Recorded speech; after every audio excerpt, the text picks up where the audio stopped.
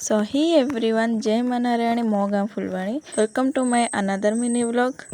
आज ये mini blog कर तात्पर्य है कि जे आज 30 दिन भितर मुझे घर चली जी 30 दिन पर मो बाहागर अच्छे। तो 30 दिन भर मुझे कौन कौन करी कौन कौन एंजॉय करी मो परिवार सहित केमती टाइम स्पेंड करी से मुझे देखेबी। तो चलते वीडियो को डेरी न करके वीडियो को स्टार्ट करवा।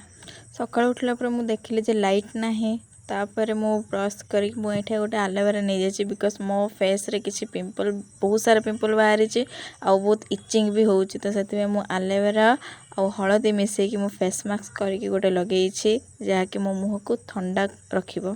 यही फेस पैक को लगे देगी मुझे 30 मिनट रखीदेवी जेपर्यंत यह सुखी न जाए। बहुत मत यहाँ कुंडे भी हो कुंडे मरवाई लगे भी मत कुंडे हो। सकाळु सकाळु महाशय मत फोन कर देइचंती आउ मो सुंदर रूप को देखिक से पूरा छानिया है कहउचंती कौन करूच बाबूंगर तो उठिबा को जम्मा भी पेशेंस नाही।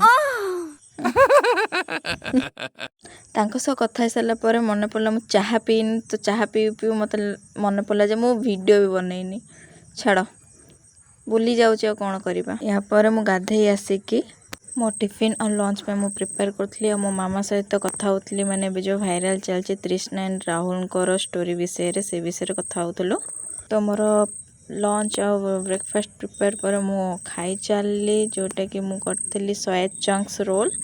एमएक्स प्लेयर मु गोटे फिल्म देखली और फिल्म देखु देखु ही मु सोई पड़ली। तापर सोईकी उठी मु बनी सोया सालाड खाइली सेटा भी टाइम देखु 6टा पाखापाखि हो जाइथिला। एते कहिकी मु मोर मिनी ब्लॉग को शेष करुछि। देखा नेक्स्ट ब्लॉग रे बाय बाय।